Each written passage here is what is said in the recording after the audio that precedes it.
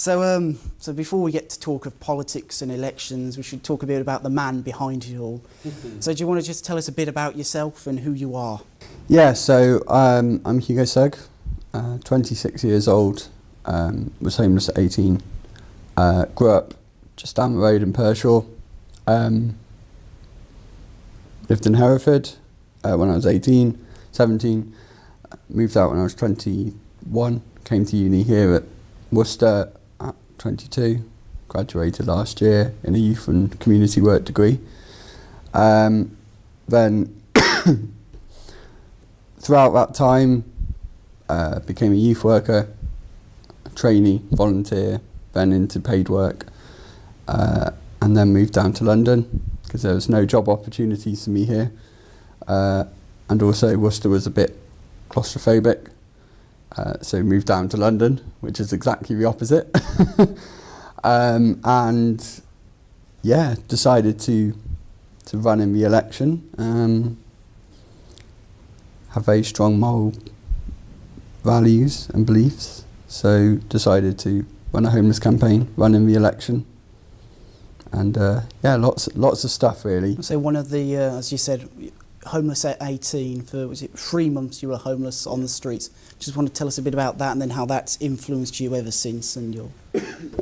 Yeah, of course. So I was moved in with my partner when I was 17, met overnight, moved down to Hereford without telling anyone, and then 8 months later got into college, etc. But 8 months later things turned really sour. We had a flat together. I was just turned 18, wasn't on the tenancy, escaped, moved out. I wanted to stay in Hereford because of college, but so that's why I didn't go home. That's why I didn't want to go home. I made the move to be independent, so I chose to be independent and stay, even if it meant being homeless.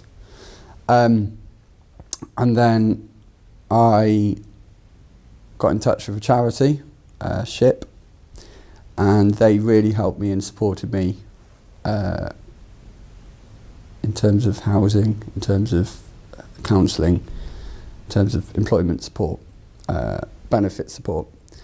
3 months staying at friends' sofas or host families, and then one night none of my friends could put me up, and SHIP had no host families to put me up, and so I had college the next morning, so I stayed in Hereford city centre in a cash point lobby, undercover with a CCTV camera above my head, with 2 bags of my worldly belongings in me, no cover, no pillow, no nothing. It was the scariest night of my life. I mean, I was in a really bad place anyway. Thought about suicide 2, 3, 4, 10 times a day. Walked past the bridge every day thinking, that river looks quite appealing right now. Could easily commit suicide, I'd be gone, all over with.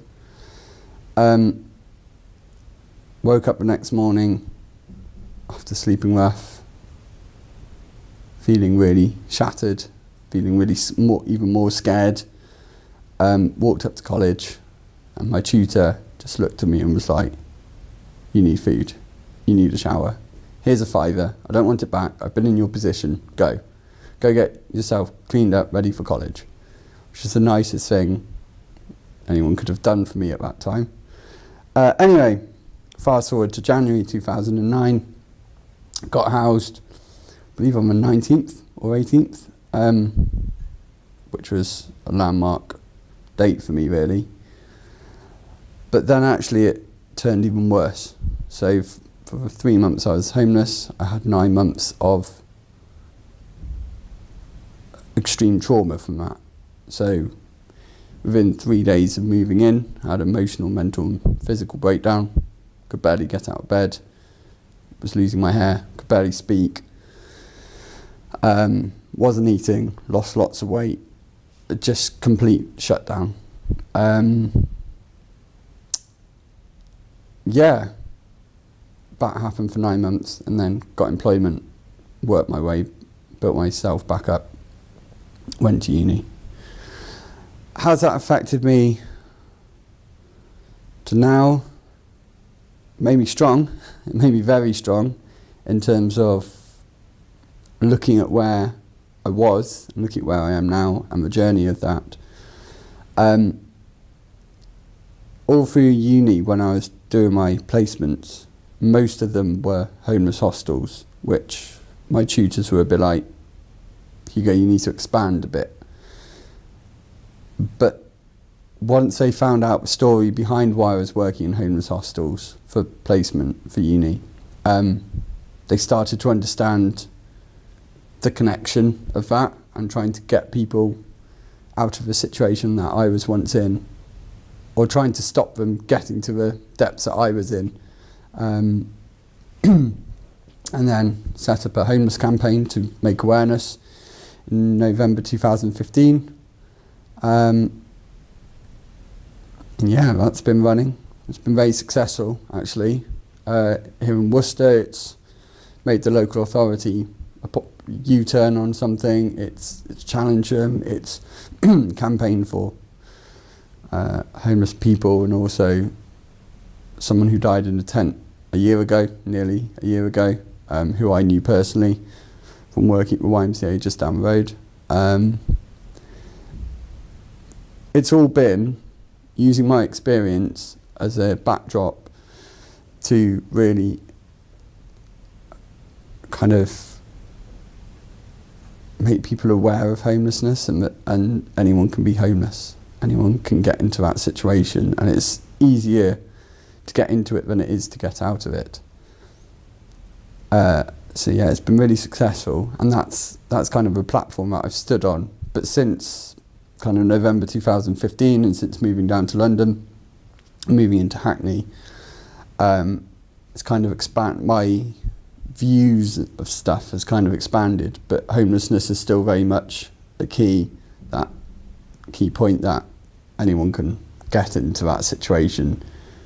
It's about communities together, which is the title of my manifesto, because homelessness, it's like a jigsaw puzzle, and if you remove a jigsaw puzzle piece of someone's life, that could lead to homelessness. And people say, we can end homelessness. You can't. It's impossible. You can never ever end homelessness. What you can end is rough sleeping, but there's people out there is only 10% of what you see. The other 90 are behind closed doors, sofa surfing, in prisons, in hospitals, in care homes, and nowhere else to go once they leave, or just generally nowhere else to go. So we can end rough sleeping, but we can never end homelessness, and I'll never ever make that promise, because I know that the jigsaw piece of people's lives will never allow for us to ever end homelessness. So I'm standing on a experience-based platform, but also a very real platform of saying, I'm not going to make promises which are impossible. I'm not going to make promises I can't keep. I'm going to stand and be as honest as I can, as real as I can, and try and make an impact that way. We say in Hackney, I believe there are 33 homeless hostels, and it's the 6th biggest hotspot in England for homelessness. So obviously within your manifesto, you've definitely raised the point of homelessness. I mean, what would you plan on doing something similar, like your campaign somewhere in summer, where you would want checks on rough sleepers and homeless every 3 months for their health, their well-being, what access for facilities they have? Definitely. Somewhere in summer was something that I came up with pretty much overnight, which had enormous impact in terms of media, in terms of people's perceptions of homelessness. I had a lot of support here in Worcester for that campaign, and a lot of people engaged with Hugo's Earthquake because of Somewhere in Summer. The stuff I was talking about, kind of going up to a homeless person and asking when was the last time you had water, when was the last time you saw a GP, etc., etc. That's all stuff which I'm always going to campaign about. it's something that I guess I want to take it to government and say to the Department of Communities and Local Government, and Sajid Javid, and say, if he's still minister, look, actually you need to improve your data on homelessness.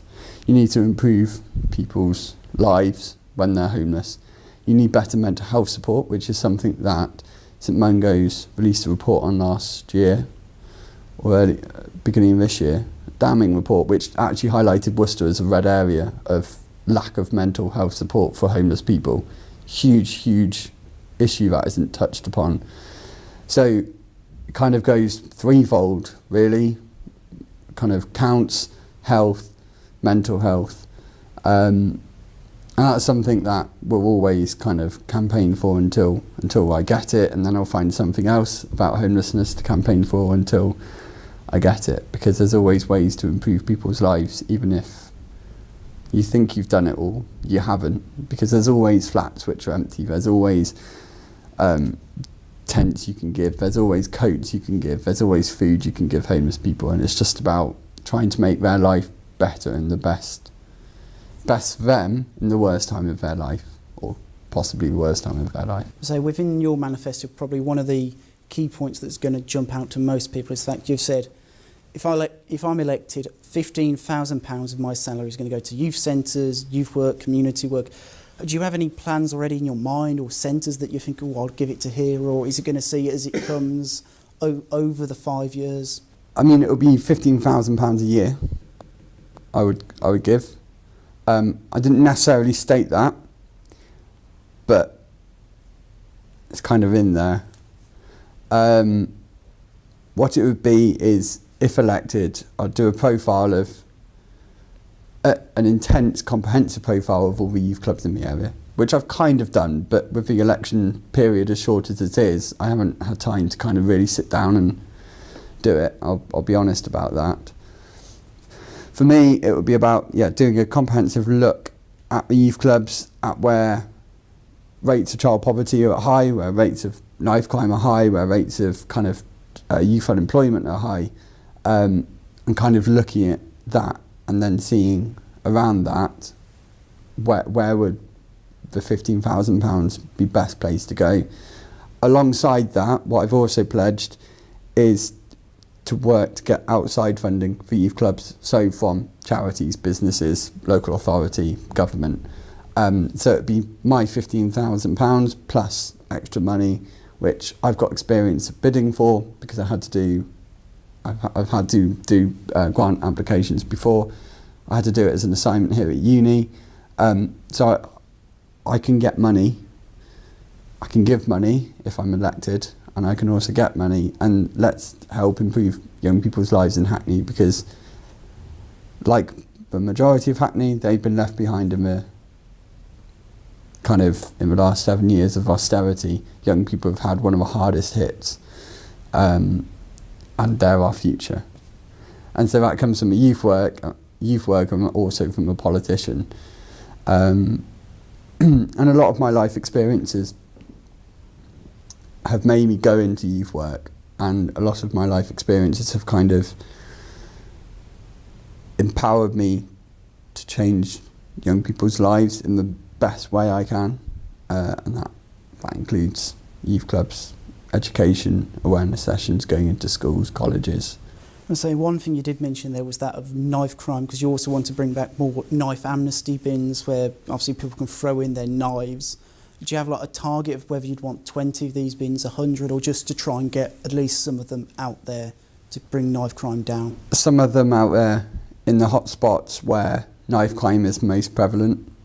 There is a link between high poverty and higher knife crime. Whether it's a very strong link or not is a different matter, and I guess it's debatable, but there is a link between lower poverty and higher crime. So it would be about looking at on the police website where you can actually map crime and what's happened and where it's happened over a certain period of time. It'd be about working with the Met Police to be able to try and install weapon amnesties, knife amnesties, either on a long-term basis or a short-term basis, or recurring basis, to make sure that there is something there. Now, in my manifesto, I've said I want to work with the Met to do this. I haven't said I will do this. So I've been very, very careful in the words of my manifesto, not, again, like I said earlier, not to make anything a promise when I know that actually it might not happen. So that's, I mean, I went on a march 2 weeks ago, kind of led by families of victims of knife crime. And unfortunately, tragically, a young person who attended that march got knifed and died later that evening, which hit me hard actually, not because I knew the guy, but because the sheer irony, the sheer kind of just, it happened. You know, he attended an anti-knife crime march. It was such an upbeat event, emotional but upbeat in terms of a community, bringing communities together. And tragically, one of the young people, 17 years old, died later that night. And after that march, I mean, it was always a big policy of mine, but after that march, it's turned into a massive flagship policy, and it's one of my leading manifesto points. It's one of my leading points I'm going to bring up in the hustings next week. Yeah, it was tragic, and knife crime's just getting out of hand in London, especially. I think we've had 15 murders this month, and it's only the 16th. So that's one murder a day in London, which is disgusting. I think another way you probably want to help combat this, if you said, is to work with the Met to try and get more foot patrols. Do you think this is something that you will hopefully be able to get, whether even if it's 2 patrols per day, but at least some reassurance almost for the people of Hackney? Yeah, more reassurance and less community support officers, more actual officers who can actually tackle the issues.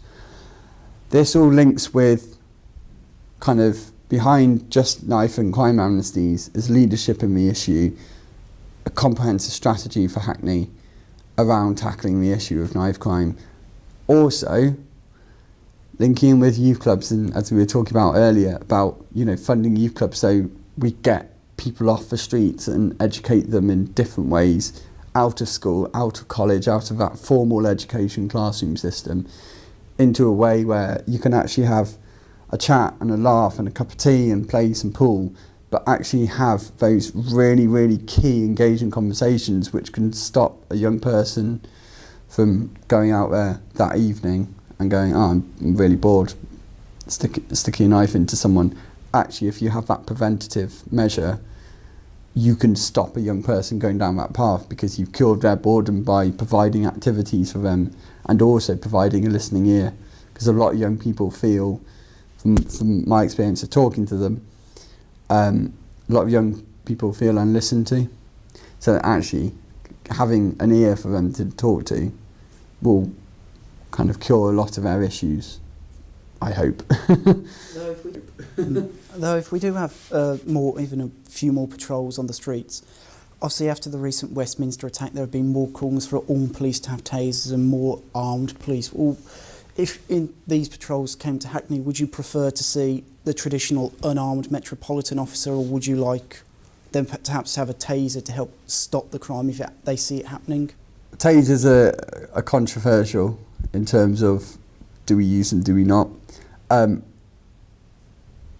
If deployed in the right way, under the right measures and with very, very clear, bold guidelines, tasers, I advocate their use.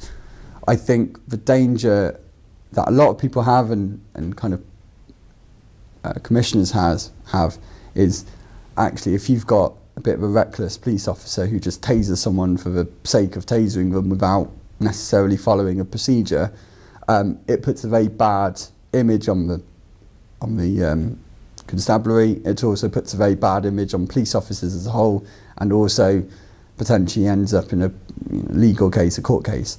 So I think it's about a balance between very strict guidelines and policies and procedures about when can you use a taser, and actually going out there and kind of having one on your being as a police officer and using it I advocate the use of it as long as there's that background.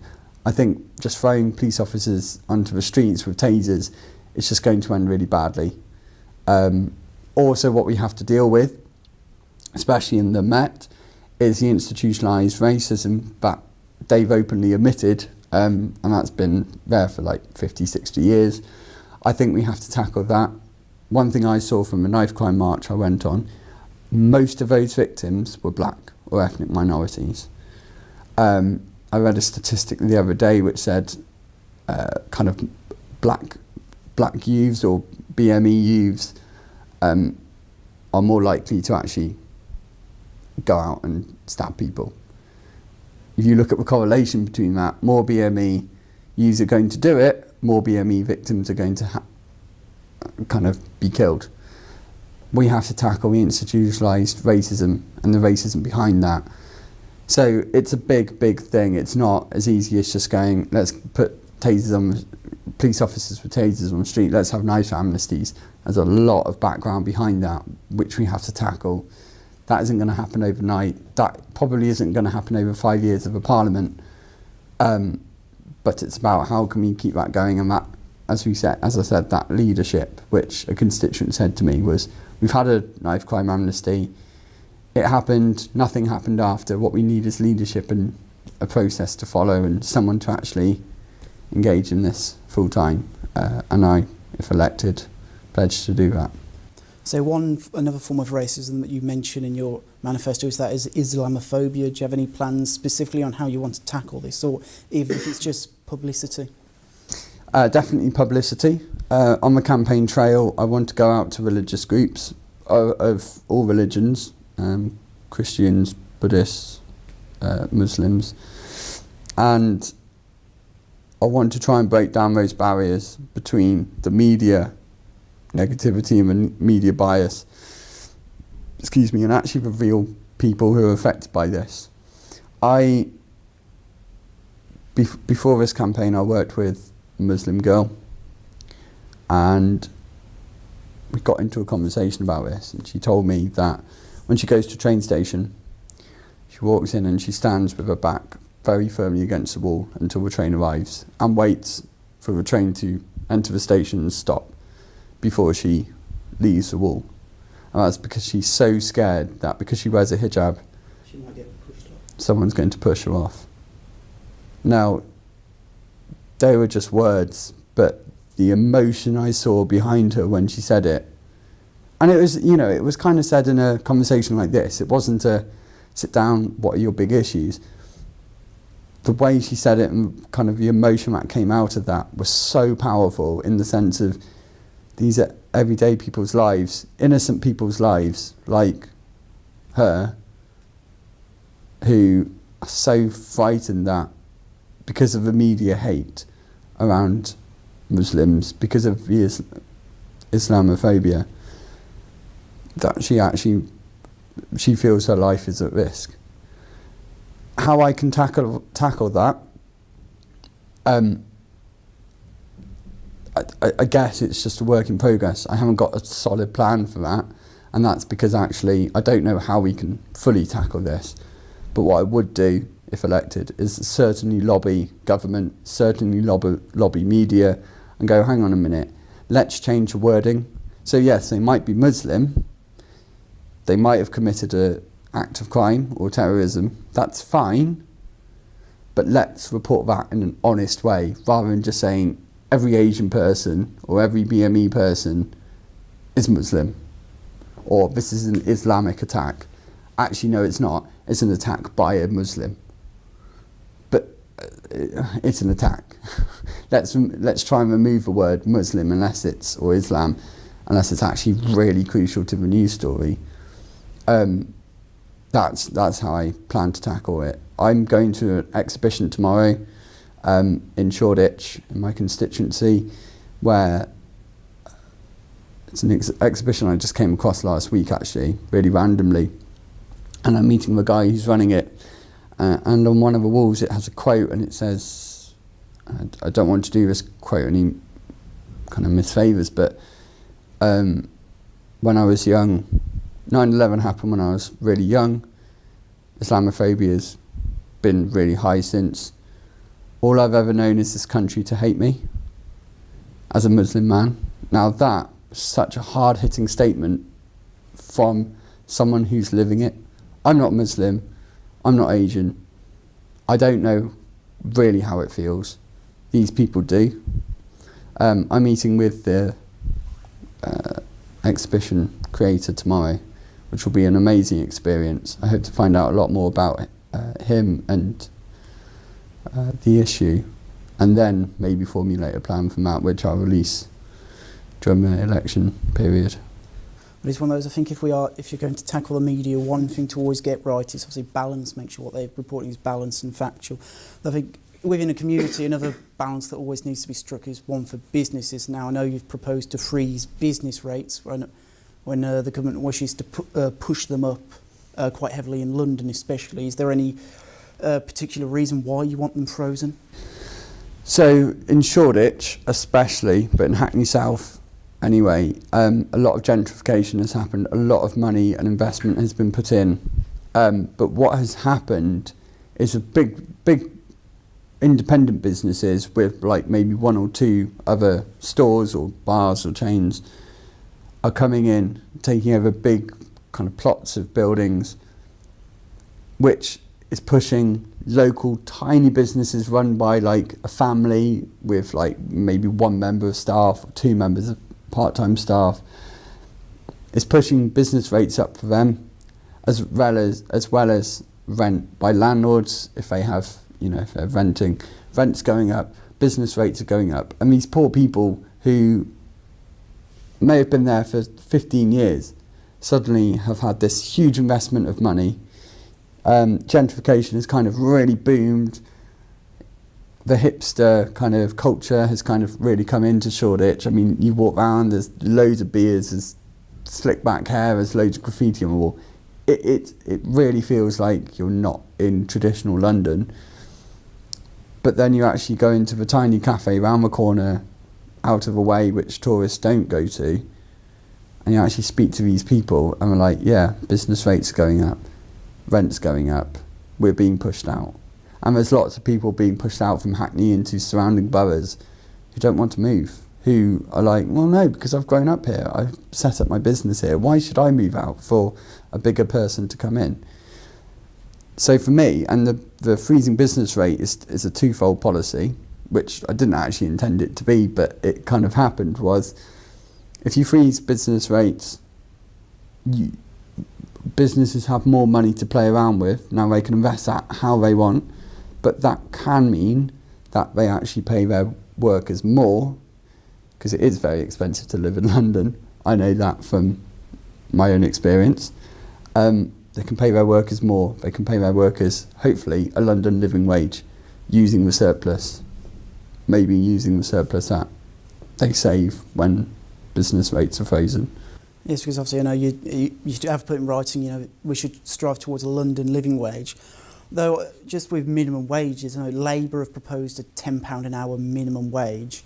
Is this something you'd agree with, or perhaps spread or just make it a London living wage for London and the rest of the country left as it is? I think with what's happening with Europe or leaving Europe, I think we need a bigger a bigger wage, living wage, minimum wage, however you want to define that, for all of the country. I think London's always going to be more expensive, but I think it's just finding that balance. So actually, London isn't the big powerhouse of the UK. Actually, London's the capital city, and everywhere gets a kind of fair chunk of the cake, as it were, the pound that we're going to give to people. Everyone gets a kind of fair chunk of that. If people want to live in London, it's going to be more expensive, but they've got to, as a balance there between actually businesses paying for that and people actually being able to live within their means. And I know that's an election term that got thrown around a lot in 2015, living within your means. And it's quite a conservative thing, but actually there is a balance there between, you can't go to London and expect an £800 flat rent a month and then complain when your employer pays you like £1,000 a month. Oh, downsize. Live within your means, live within your budget. If you've got a job that pays you £1,000 a month, make sure you live within that. And so there's a balance to be made between businesses paying more, but actually people not kind of going, I deserve more because I live here in London. No, you don't. You've just got to live how you can afford to live. So obviously taxis, because you want to regulate the Uber pricing, because obviously it's always seen that they are undercutting the London black cab. Though, could that be a sign that the black cabs are overpriced and people obviously want to go with Uber because it's cheaper for that very reason? I honestly think that people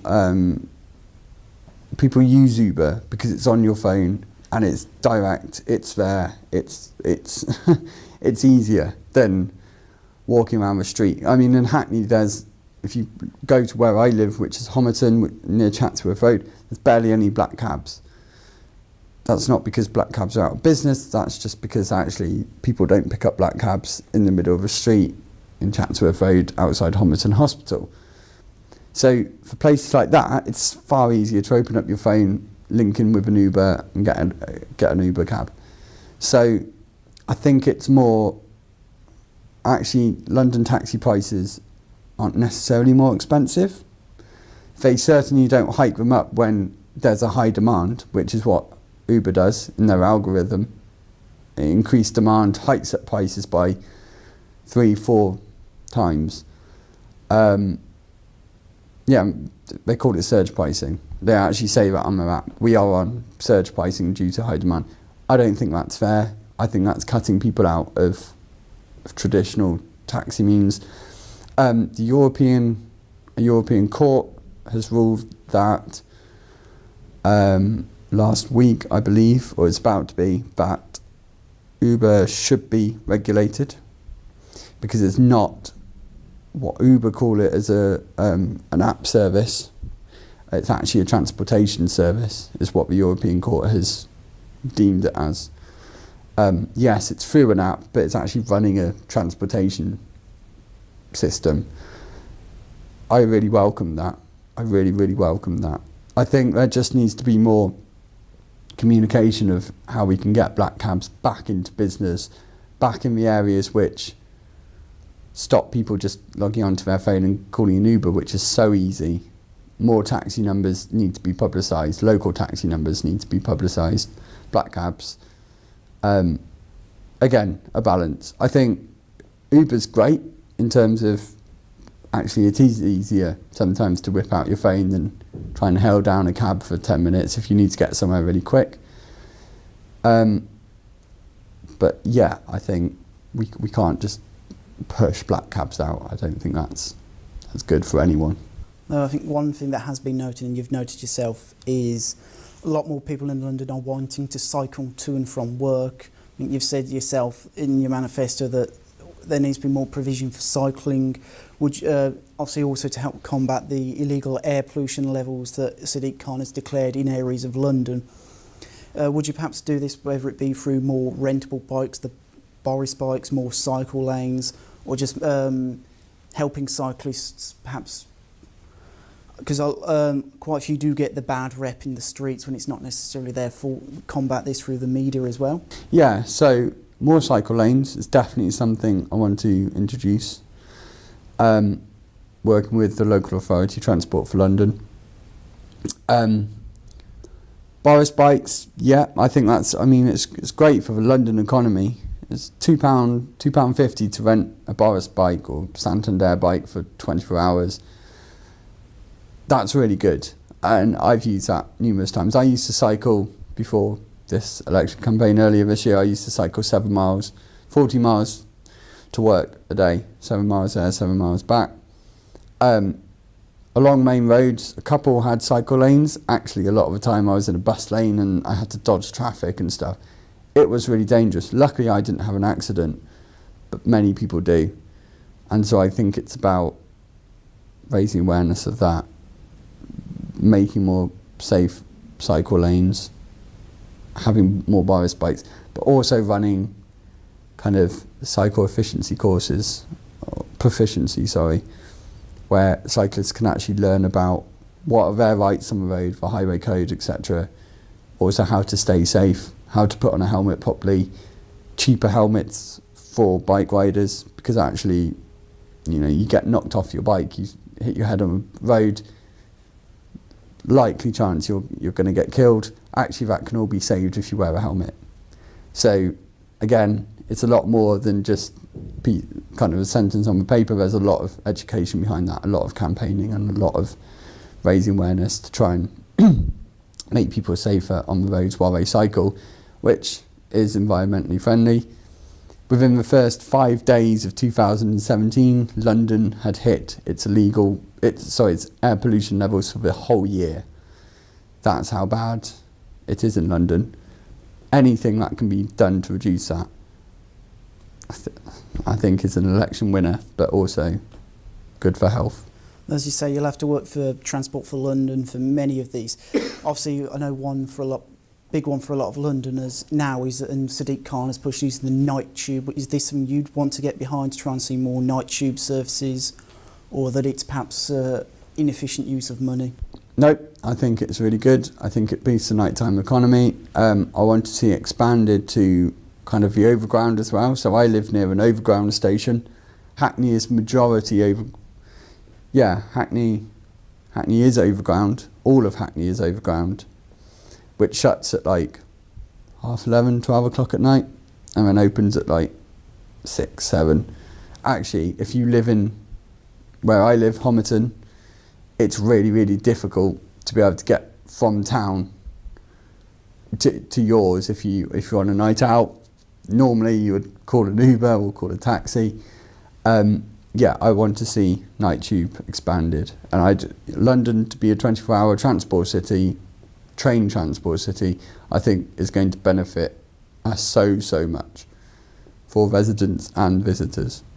So, but to get here, I think one person you're going to have to go through among all of your competitors, Meg Hillier, the Labour candidate, has been the MP since 2005. 2015, she got 64% of the vote. What do you think makes you stand out and hopefully get the votes you want?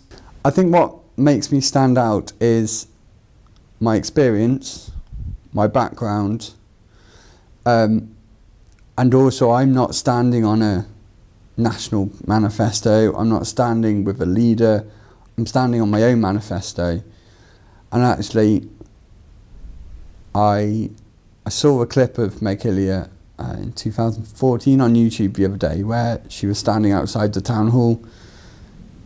Many people wouldn't recognise it as a town hall, but I know it so well, I do. And she said about, let's not leave anyone behind. Since then, child poverty hasn't dropped, knife crime has risen, slightly risen, crime has slightly risen, no more cycle lanes have kind of been introduced, kids are still kind of struggling at school, youth clubs have shut down. I would challenge the last 2.5 years, but especially the last kind of 12 years of Meg's kind of leadership in Hackney. And I'd question, she said no one should be left behind, but actually what has she done on the ground? She's a very good, and actually I respect the woman. She's done really, really well, and to pick up that amount of votes is an achievement by whatever political leaning you kind of sit on. But for me, actually, it's about, don't sit in Westminster, sit in the constituency. And I'm very much, actually, I think it's really easy for all London MPs to focus a lot on Westminster because it's just down the road. And I think it's easier for London MPs to kind of go, oh yeah, what's a country doing as a whole? Actually, it's really easy to forget the people on the streets and the people who live next door to you on the next road and who you catch a bus with and a train with. So I stand out for communities together.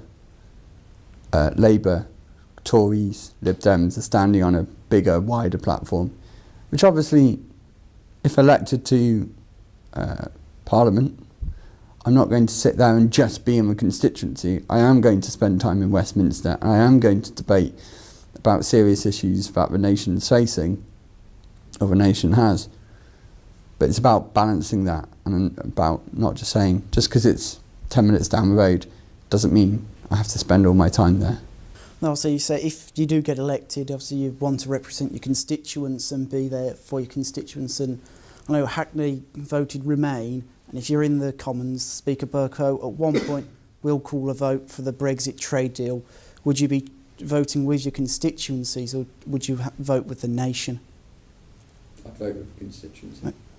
Okay, and well, in all likelihood, another big vote that might come up is the renewal of our nuclear deterrent trident. I'm not going to ask if you'd fire or not, because you'd never be in that position. But do you think this is something the nation needs, or is it a big whole waste of money? Someone asked me this the other day, and it tripped me up actually, because I hadn't been asked it. But I think for me, like I was saying earlier about kind of tasers, for example, if you have nuclear deterrent, you've got to have a lot of stuff behind it to make sure that someone doesn't just go, bam, press the red button, blow up half the world, and suddenly we're in a World War III.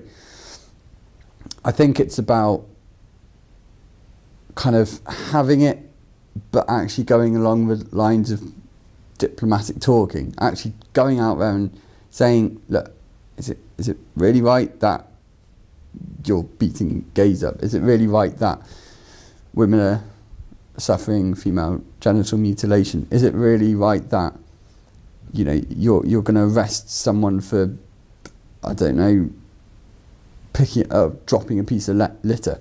Is that really right? Instead of actually just going, right, you know what, they've done wrong, we're right, they're wrong, push a button, blow them up, or blow a proportion of people up.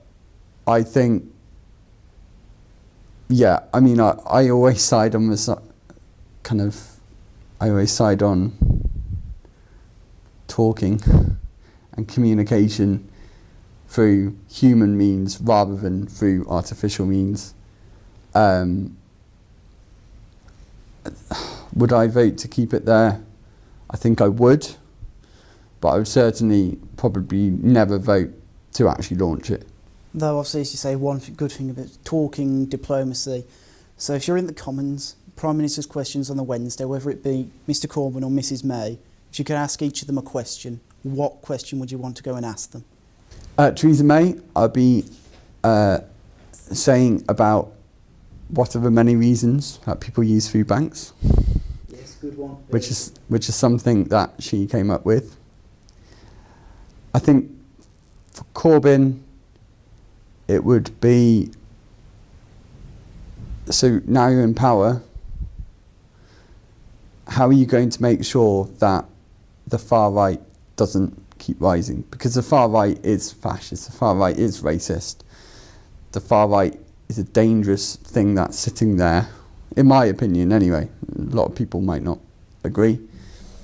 How are you going to make sure that now we're a bit further to the left, because he's very socialist, how are you going to make sure that the two polar opposites don't suddenly clash really badly and we have a system of far right and far left? Because that isn't going to help anyone. People are going to be even more left behind. So for me, to Corbyn, it would be about actually how are you going to make sure that you balance the people who voted Tory, the people who voted Labour, and also the far extremes. How are you going to make sure that you try and balance the playing field for that? Because actually, as much as, I guess I side with the left a lot more than I side with the right, I'm actually more in the centre than most people think I am. And I think I am sometimes. I listen to myself talk sometimes and I'm like, oh man, I am not as far left as I thought I was. Yeah, I think it's about how can we make sure that we get the best for everyone. And that's the same with the EU deal. Actually, 52% voted leave, 48% voted remain.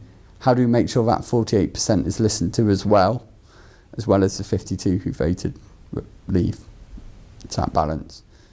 Obviously, going with the majority, as much as I might not like it, but going with the majority, but how can we balance the views? And so just one last question. So if you're elected, you're going to walk into the Commons, there are going to be 649 other MPs. You've got no party, no support. Do you feel you can actually be effective for your constituents when you walk into the Commons? I think it's about the personality as an MP. Something that my mum said to me numerous times is, Hugo, you've got the courage of your convictions. You're very well principled, you're very strong in your beliefs. You will get yourself heard, won't you? And I turned around and was like, yeah, I will. Independents have stood in there before. There's one, Dr. Richard Taylor for Kidderminster, who got elected in 2005, I believe, on an independent platform about Kidderminster Hospital. He made a huge impact. Just because you have no party, actually, sometimes that means you have more of an impact because you haven't got a whip. You're not standing on a national platform in terms of a national manifesto, a national policy platform.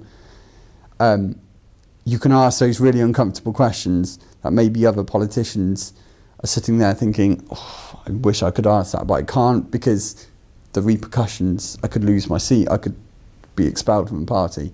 For me, I can actually truly represent my constituents because I can ask them, I can ask whoever, Minister, Prime Minister, Junior Minister, whatever question I want, because I haven't got any repercussions except my constituents who, in the next general election, would vote with their hands and put either a tick in my box, or sorry, a cross in my name or a cross in someone else's name. That's how I'd make sure I'd listen to my constituent and represent them in Parliament.